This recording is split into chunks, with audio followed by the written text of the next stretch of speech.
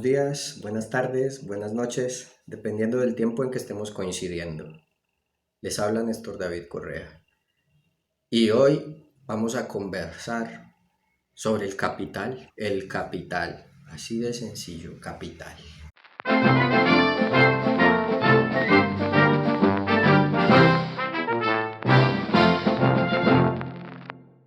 Para hablar de capital es necesario contextualizarnos y darnos cuenta que justamente nuestra economía es un asunto de capitales, es un asunto de producción y acumulación de riquezas y producción y acumulación de bienes y servicios, lo que nos lleva a una economía no solo de la producción neta de cosas, sino además de la especulación, y por eso es que se hace necesaria la banca.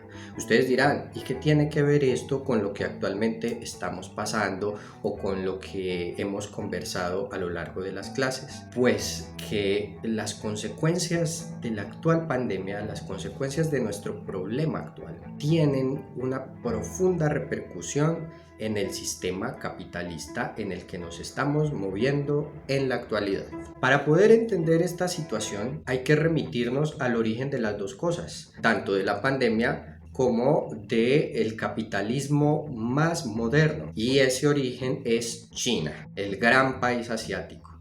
Pero a ver, ¿cuál es el dilema? Lo que pasa es que a nosotros nos han dicho mentiras, y nos han dicho mentiras desde las películas, cuando por allá en los 80s crecíamos con Rocky y con Rambo y con Karate Kid y esa mano de películas en que los gringos se enfrentaban con los maléficos poderes comunistas de la cortina de hierro, el martillo y la hoz, el macabro pueblo comunista, y entonces venían los gringos a liberarnos a todos.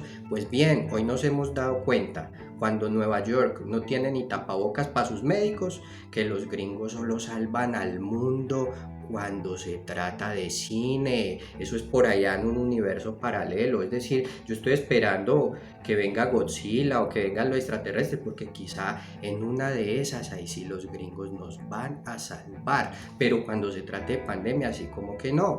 Entonces, ¿qué pasa? A nosotros todas esas películas nos vendieron la idea de un choque entre Occidente, Oriente, capitalismo, comunismo y toda esa vuelta, ¿cierto? Esas películas fueron geniales en eso, pero resulta que la cosa no es tan así. De hecho, ustedes se van a sorprender. Un día de estos les queda tarea verse Rambo 3. Rambo se enfrenta a los rusos por allá en Afganistán, y adivinen cuáles son los aliados de Rambo: los talibanes. Los talibanes se alían con Rambo y vemos a Rambo de turbante y ametralladora montando a caballo junto a los talibanes para combatir a los malévolos rusos, imagínese usted. Y resulta que cuando se acaba la película, eso es para enmarcar, los créditos ponen: agradecemos al orgulloso pueblo de Afganistán. Imagínense, una cosa así dice esa película. Inshallah. ¿En qué momento el cine de los 80s dejó de tener razón? Si de hecho todavía estamos evocando el cine de los 80s.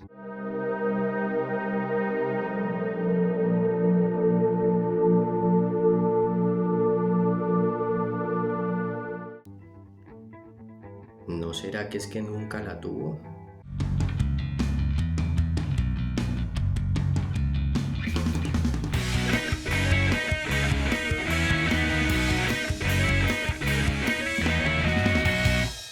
Lo que les estoy intentando decir, que lo que tenemos hoy en día no es el choque entre dos ideas políticas, una capitalista y otra socialista o comunista, que tienen dos énfasis diferentes, esos dos conceptos diferentes, pero no vamos a discutir eso ahora, sino que lo que hay es un enfrentamiento entre dos capitalismos. Son dos capitalismos, vea, el que a estas alturas piense que China es un país comunista está haciendo geopolítica fuera de tiesto. No hay país más ultra mega hipercapitalista que la actual República Popular China. Y la prueba de eso es que todos los cachivaches que usted y yo compramos en los almacenes dicen Made in China.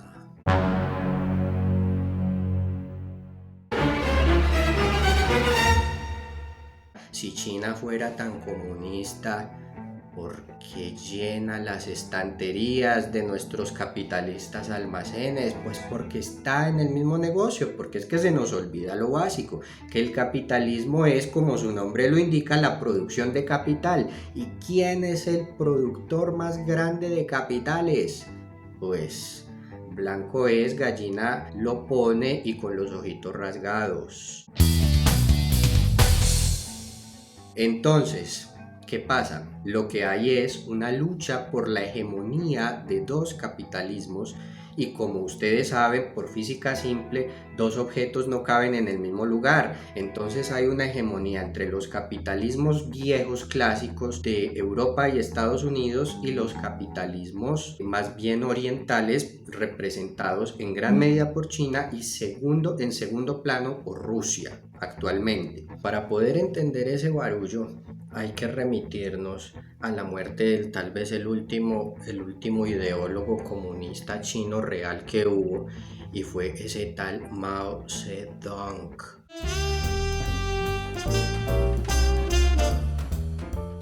Cuando muere Mao Zedong, yo creo que muere el comunismo chino. Yo creo que con la muerte de ese man, pues termina el verdadero comunismo, porque después lo que hay es una lucha por el poder allá en China, eso como arpías, un montón de manes pues que eran los segundos ahí del gran Mao. Entonces dicen, no, yo tengo el poder, y entonces sale un man que Hua Guofeng, que se ve beneficiado porque era uno de los más leales a las ideas de Mao, ¿sí?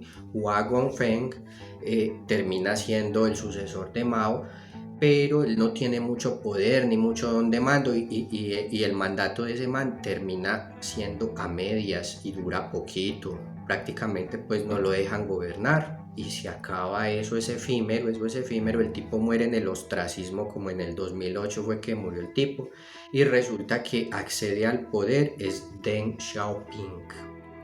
En China pasa una vuelta muy rara y es que allá les gusta primero nombrar el apellido y después el nombre, entonces el apellido es Deng, así como el apellido del otro que les mencionaba era Hua. Entonces resulta que este man de Deng Xiaoping, ese sí coge y asume el liderato del Partido Comunista y del mandato del poder, que eso lo llaman allá, dice que el presidente de la Comisión Militar, así lo llaman en China, esos eufemismos chinos, ustedes saben cómo los chinos. Y entonces resulta que, claro, entonces él asume el mandato de ser presidente de la Comisión Militar y ser presidente del Partido Comunista, pero dice que no, que el Partido Comunista que lo sigan dirigiendo los demás, pero eso realmente el plenipotenciario era ese man de Deng y ese man es el que manda a poner el retrato que todos conocemos ahí en la muralla en la plaza de Tiananmen. Que uno ve un retrato así gigantesco de Mao con su maravilloso corte de cabello, ¿sí?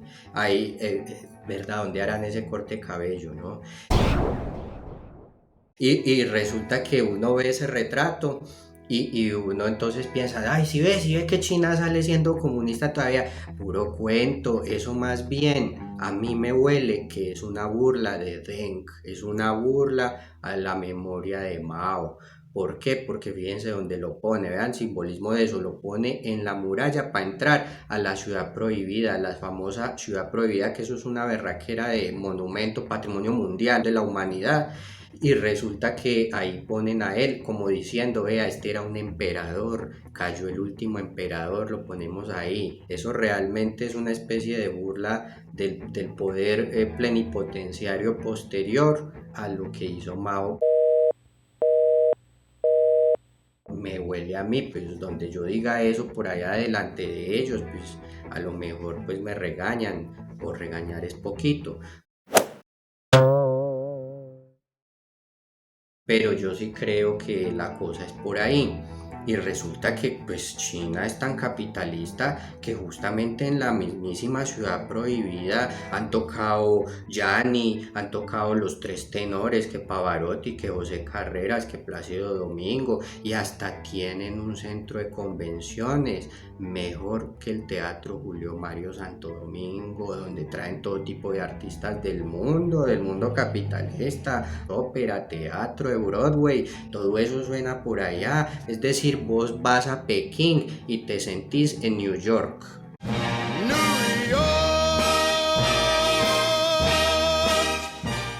Entonces, ¿qué pasa? Pekín se convierte en el centro urbano del megacapitalismo chino total.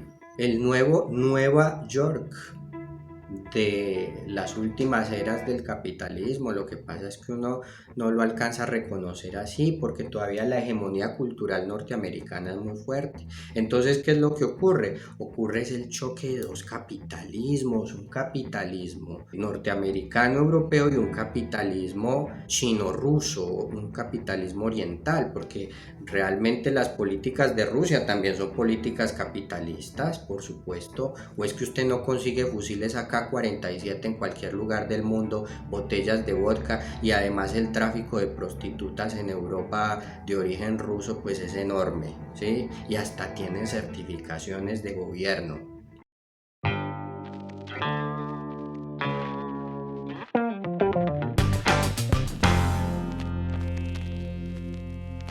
Entonces, lo que pasa es que ahí no hay tal choque ideológico político, ahí es un choque de dos fuerzas de producción de capital. Y eso absorbe por completo la política. Mejor dicho, estamos asistiendo a un escenario donde la política ya no es importante, donde hace rato las ideas políticas fueron sacrificadas, fueron abatidas en virtud de la producción masiva de bienes, servicios, utilidades y deudas, que es el capitalismo moderno. Por eso es que hoy en día los políticos ya no son políticos sino empresarios, ya no hay presidentes de países sino CEOs que controlan países. Por eso es que Berlusconi le dio por ser presidente de Italia, por eso es que tenemos a Donald Trump, que es un empresario maravilloso en la presidencia de los Estados Unidos, y por eso es que ustedes van a ver cada vez más ese marcado hecho de que los hombres típicos del capitalismo los vemos gobernando países. O es que de dónde salió Macron, que en realidad es un banquero, el presidente de Francia. Entonces usted va a ver esa situación inclusive en Colombia. Vea, Santos es un aristócrata, dueño de medios, era de familia rica, son empresarios, y pues mal que bien, el innombrable también era un empresario de los caballos maravilloso. Y entonces aquí lo que tenemos reflejado es pues el auge del sistema capitalista dentro de la política. Ya las ideas no tienen nada que ver. Casi nadie recuerda, por ejemplo, que aquí el innombrable empezó siendo político, y es que el Partido Liberal, un tipo más derechista que Atila, y es que en el Partido Liberal, imagínese usted. Entonces, ¿qué pasa? Que realmente no existe la ideología política. Uno de los grandes rasgos del megacapitalismo actual es que destruyó por completo las ideologías políticas. Por lo que se rige es simple y llanamente por el beneficio neto de la producción de capitales. Y en ese sentido, China es un país supremamente útil, y por eso es un país con una economía de libre mercado. Lo que hay allí es más bien un choque entre dónde están los acentos. Esa economía de libre mercado se maneja distinto en Europa y Estados Unidos, y se maneja distinto en China. Digamos que China, esa economía está centralizada o está más concentrada en el poder del Partido Comunista. Es decir, el partido de gobierno controla el flujo del capital, o al menos pretende hacerse con el control del gran flujo de capital, mientras que en los países europeos el flujo del capital no está del todo centralizado en el Estado, sino en la libre empresa, se supone, ¿cierto? Pero ¿qué pasa? que a eso le llaman disque democracia. O sea, esa es la tal democracia. La democracia es cuando hay libre empresa, pero ¿qué ha pasado? Ha pasado que los buitres de la banca y de las industrias pues privatizaron la democracia y entonces no tenemos democracia verdadera en la que los pueblos elijan, sino democracias en las que los banqueros y los empresarios a dedo dicen, ve, este me sirve para presidente, pongámoslo. Y entonces por eso es que tenemos un presidente como el que tiene Colombia en estos momentos para esta crisis, que es pues un presidente que es muy buen conversador, excelente bailarín, toca la guitarra, da varios cabezazos seguidos con el balón, hace la 31 y no se le daña el nudo de la corbata. Es decir, el tipo sería una maravilla pues en las reuniones sociales. Yo me imagino que en el country club ese man debe ser el centro de la fiesta. ¿Cuántas cabecitas se hace uno?